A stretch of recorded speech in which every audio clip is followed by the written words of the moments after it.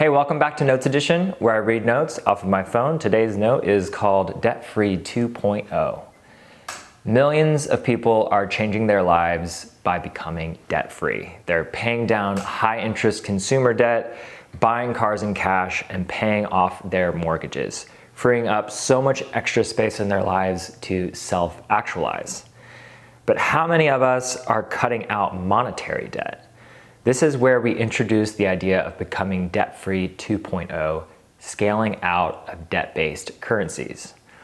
What most don't realize is that the dollar itself is debt. That's how the dollar is printed. It's lent into the economy with no real way of paying it back. Our entire monetary system is designed for compounding inflation.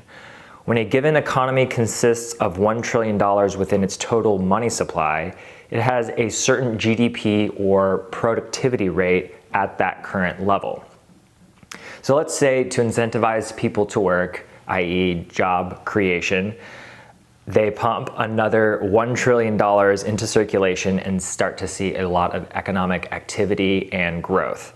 Everything feels effortless at first because the new batch of money flowing into the economy hasn't had a chance to drive up prices yet. Better living through Keynesian economics.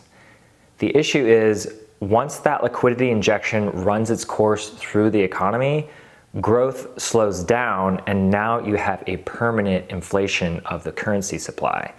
Now that there are more units of currency chasing the same amount of goods, prices climb higher, meaning the next round of money creation or quantitative easing requires even more money to incentivize people to work. To repeat your previous success of doubling economic activity, now you need to print $2 trillion.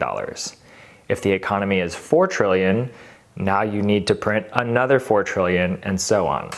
It's kind of like taking drugs.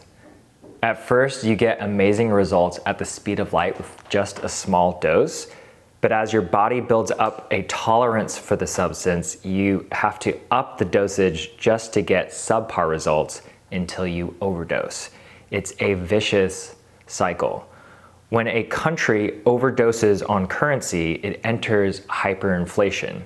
This hyperinflation can lead to collapse like we've seen with Germany, Venezuela, Zimbabwe, but every country is inflating their currency, most of them at an alarming rate. Take the US, for example.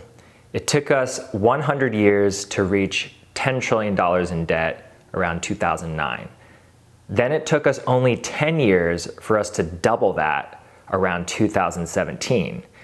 Here we are less than 10 years later, and we've just about doubled it again, sitting at $36 trillion. The dollar is debt. It's a drug so common on the streets that we don't even see it as a drug.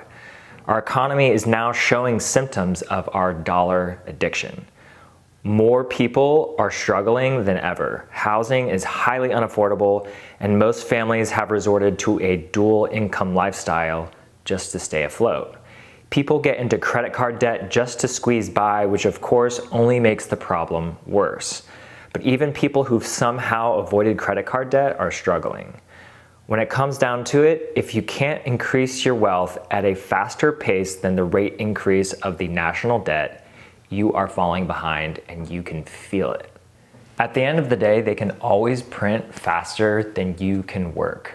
Despite all this, there is a path to recovery. The first step to overcoming addiction is admission. We have to admit we have a debt problem.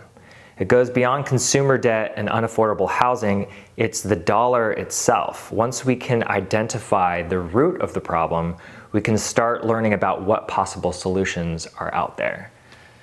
And that's today's note.